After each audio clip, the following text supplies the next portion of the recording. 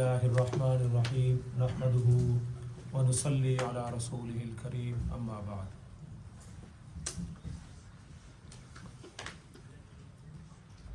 رمضان مبارک اللہ کی رحمتوں کا، نوازشوں کا اور برکتوں کا مہینہ ہے.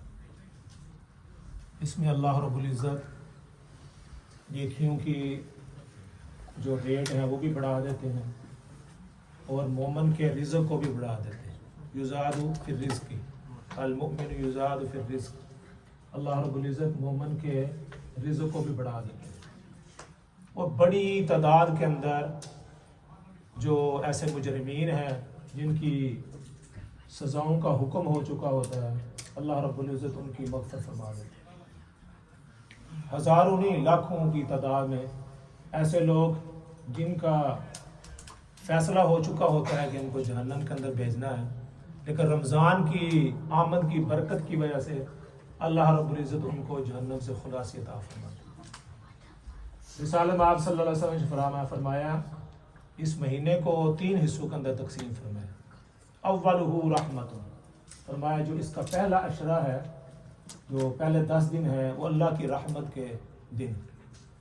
اللہ کی رحمت اس طرح اس عشرے کے اندر نازل ہوتی ہے جس طرح بارش نازل ہوتی ہے. بارش جب نازل ہوتی ہے، برستی ہے، تو پھر وہ کسی خاص گھر کے اندر خاص جگہ پر نہیں ہوتی، وہ اس سے سب مستفیض ہوتے ہیں.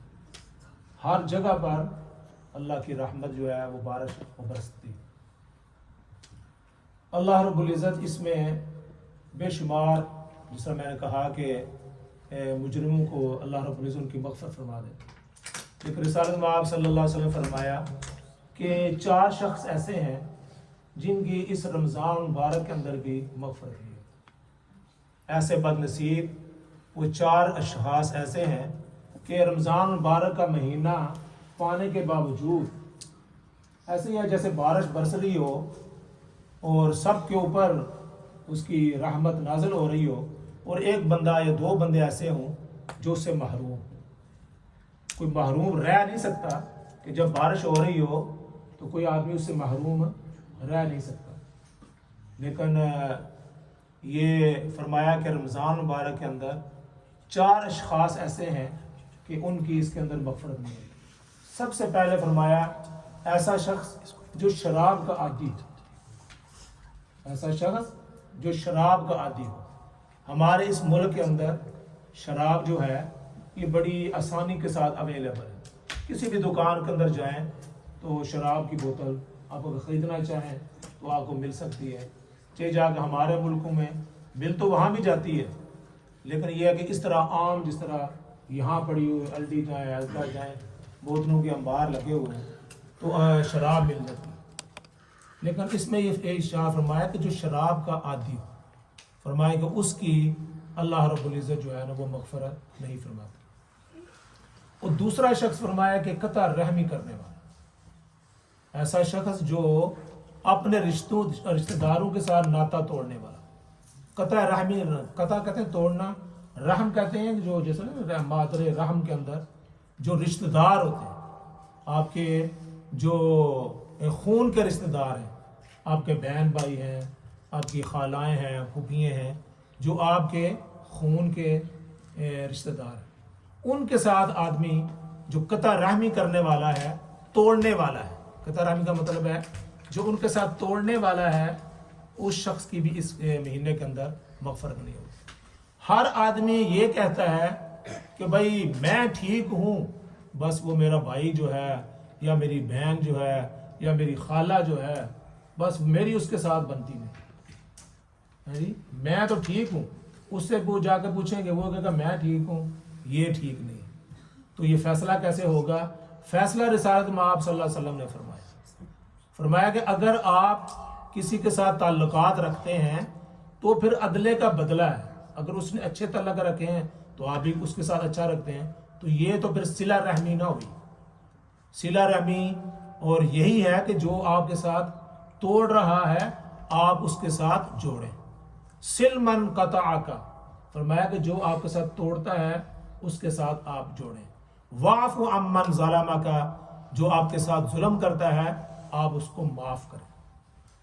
یہ جب کریں گے تو یہ آپ جو ہیں ان اشخاص کے اندر شامل ہو جائیں گے جن کی اللہ رب العزت نے مغفرت فرمائی. یہ ہماری ایک وہ ایگو کہتے ہیں، کیا کہتے ہیں، ایگو، اور جو اندر ہے کہ بھائی میں ماننے کے لیے تیار نہیں ہوں، جو مرضی ہو جائے، عید آئے، شبرات آئے، کوئی دن آئے، بس میں اس کے ساتھ نہیں بولنا چاہتا. شادی میں کسی جگہ مل جائے تو میں اس سے بس میں نے جو ہے نا قطع تعلق کر لیا. تو آپ صلی اللہ علیہ وسلم نے کیا فرمایا، اس مہینے کے اندر بھی اس شخص کی مغفرت نہیں ہوتی جو قطع رحمی کرنے والا. شراب کا تو مجھے امید ہے ہم جتنے بھی یہاں بیٹھے ہوئے ہیں الحمدللہ اللہ تعالیٰ نے ہمیں شراب سے محفوظ رکھا ہے.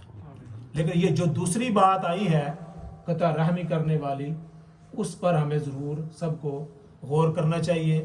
اور مجھے پتہ ہے کہ ہر ایک کا اپنے بہن بھائیوں کے ساتھ یہ تعلقات اچھے نہیں ہوتے. کسی نہ کسی نے کوئی نہ کوئی اپنا وہ ایکسکیوز بنایا ہوتا ہے اور ان کے ساتھ نہ بولنے کی ہم نے قسم کھائی ہوتی. لیکن آپ نے اور میں نے وہ کرنا ہے جو ہماری شریعت نے جس کا حکم دیا. اور تیسرا شخص فرمایا وہ شخص ہے جو کینہ رکھنے والا ہے، دل کے اندر بغض اناد رکھی رکھتا ہے. مثال کے طور پر کینے کی مثال اس طرح ہے کہ کسی نے آپ کے ساتھ کوئی زیادتی کی. اب زیادتی کی، اب اس کا طریقہ یہ ہے کہ اگر اس نے زیادتی کی تو آپ بھی اس کے ساتھ جتنی زیادتی ہے وہ کر سکتے ہیں. فَمَنِ اعْتَدَىٰ عَلَيْكُمْ فَاعْتَدُوا عَلَيْهِ بِمِثْلِ مَا اعْتَدَىٰ عَلَيْكُمْ. قرآن نے فرمایا کہ جس شخص نے آپ کے ساتھ کوئی زیادتی کی ہے آپ اس کے مطابق اتنی ہی زیادتی اس کے ساتھ کر سکتے ہیں، اس کی اجازت، اس سے زیادہ نہیں. لیکن اگر آپ فرمایا کہ جو معاف کر دے اس کو اللہ رب العزت کے ہاں اس کا اجر ملنے والا ہے. تو کینہ رکھنے والا بندہ وہ ہوتا ہے نہ تو وہ اس کو معاف کرتا ہے نہ وہ تو بدلہ لیتا ہے، لیکن اپنے دل کے اندر اس نے بٹھا رکھا. ایسا بندہ کینہ جو دن کے اندر بٹھائی رکھتا ہے، نہ اگلے کو معاف کرتا ہے نہ بدلہ لے کر بات کو ختم کرتا ہے. بات نہ ختم کرنے والا بندہ اس کو کہتے ہیں کینہ رکھنے والا. جو آدمی کینہ رکھتا ہے فرمایا یہ تیسرا شخص وہ ہے، اس کی بھی اللہ رب العزت جو ہے وہ اس کی بھی معافی نہیں. اور چوتھا شخص وہ ہے فرمایا جو اپنے والدین کا نافرمان، جو اپنے والدین کی نافرمانی کرتا ہے اس شخص کی بھی اس مہینہ کے اندر مغفرت نہیں ہوتی. اس سلسلہ میں ایک حدیث ہے، جو عربی کے الفاظ ہوتے ہیں نا، یہ رسالت میں آپ صلی اللہ علیہ وسلم کے الفاظ ہیں. جس طرح قرآن کا ترجمہ پڑھنے سے وہ مزہ نہیں آتا جو قرآن کے الفاظ کو پڑھنے کا، تو میں یہ کوشش کرتا ہوں کہ وہ آپ صلی اللہ علیہ وسلم کے الفاظ آپ کو سنائے جائے. ان کے اندر جو چاشنی ہے، جو برکات ہیں اور جو لطف ہے وہ شاید آپ کو محسوس نہ ہو، ہمیں وہ بڑا محسوس ہوتا ہے. تو عن ابی بکرہ رضی اللہ تعالی عنہ کل ذنوب یغفر اللہ منها ما شاء الا عقوق الوالدین فانه يعجل صاحبی فی الحیات قبل ممات. حضرت ابو بکرہ رضی اللہ تعالیٰ عنہ ایک صحابی ہیں، وہ فرماتے ہیں کہ ماں باپ کو ستانے والا اللہ رب العزت اس کی مغفرت نہیں فرماتے. اور یہ جو ماں باپ کو ستانے والا ہے، ان کی نافرمانی کرنے والا ہے، تو رسالت میں آپ صلی اللہ علیہ وسلم فرمایا کہ ایسے شخص کو دنیا کے اندر بھی سزا دی جاتی ہے. فی الحیات قبل الممات، فی الحیات قبل الممات، کہ یعنی جو والدین کا نافرمان ہے اس کو اس وقت تک موت نہیں آتی جب تک اللہ رب العزت اس کو دنیا کے اندر بھی نہ سزا دے. والدین کی نافرمانی کرنے والا، والدین کی گستاخی کرنے والا، وہ اس کو اس وقت تک موت نہیں آتی جب تک وہ دنیا کے اندر بھی اس کو سزا. یعنی اس شخص کے لیے دوہری سزا ہے، دنیا کے اندر بھی اور آخرت کے اندر بھی. باقی جو جتنے بھی گناہ ہیں آدمی کرتا ہے تو وہ کہتے ہیں کہ آخرت کے اندر اس کی سزا دی جائے گی. لیکن جو والدین کا نافرمان ہے اس کو اس دنیا کو فرمایا اس کی موت نہیں آتی اس وقت تک جب تک اس کو اس دنیا کے اندر بھی سزا نہ دی جائے. تو ایسے 4 اشخاص ہیں، وہ کڈ بھی میں بھی ہو سکتا ہوں، ان میں سے آپ بھی ہو سکتے ہیں، یہ بھی ہو سکتے ہیں، وہ بھی ہو سکتے ہیں. ہر آدمی کو اپنے حال کا اپنا پتہ ہے کہ میں ان 4 اشخاص میں سے ہوں. شراب چلو میں نہیں پیتا, میں قطع رحمی کرنے والا تو نہیں ہوں, ہیں جی, میں اپنے والدین کا نافرمان تو نہیں ہوں, اور میں چوتھی بات کون سی تھی, کینہ رکھنے, میں ان کینہ رکھنے والوں میں سے تو نہیں ہوں. یہ ہم کو غور کرنا ہے. اگر ہمارے اندر یہ چیزیں ہیں تو پھر مغفرت نہیں ہے. اس مہینے کے اندر اللہ رب العزت سب کی مغفرت فرما رہے ہیں, لیکن 4 اشخاص کی مغفرت نہیں ہوتی.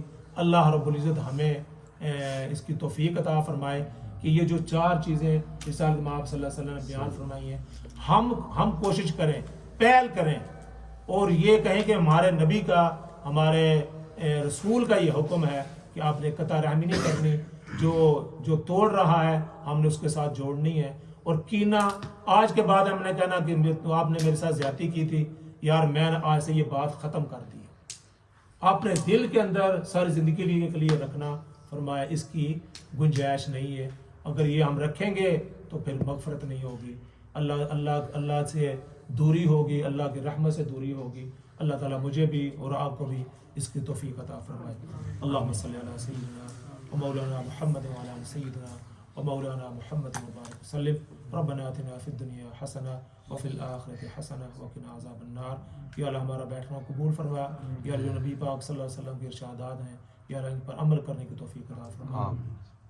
یا اللہ ہمارا اپنے بہن بھائیوں کے ساتھ, رشتہ داروں کے ساتھ تعلقات کو یا اللہ ٹھیک کرنے کی توفیق عطا فرما. یا اللہ کینہ, بغض, عناد, یا اللہ ہمارے دلوں کو اس سے صاف فرما. یا اللہ اپنے والدین کی یا اللہ ہمیں عزت کرنے کی, احترام کرنے کی, ان کی خدمت کرنے کی توفیق عطا فرما. یا اللہ اور بھی اگر شراب کوئی آدمی پی رہا ہے یا اللہ اس کو یا اللہ اس سے نجات عطا فرما. یا اللہ جتنے مسلمان یا اللہ مریض ہیں ان کو شفاء کاملہ عاجلہ مستمر نصیب فرما. یا اللہ دنیا سے جو حضرات جا چکے ہیں یا اللہ ان کی مغفرت فرما, ان کے درجات بلند فرما. خصوصی طور پر یا غزہ کے مسلمانوں کی یا اللہ مدد نصرت فرما. یا اللہ جو شہداء ہیں یا اللہ ان کے درجات بلند فرما. یا اللہ جو مریض ہیں, جو زخمی ہیں, یا اللہ ان کو شفا عطا فرما. یا اللہ ہم سب کا خاتمہ بالایمان فرما. کل قیامت کا روز نبی کریم صلی اللہ علیہ وسلم کی شفا ہم سب کو نصیب فرما. وصلی اللہ تعالی خیر خلقہ محمد وعلی آلہ وصحابہ اجمعین برحمتک یا ارحم. جزاکم اللہ خیر.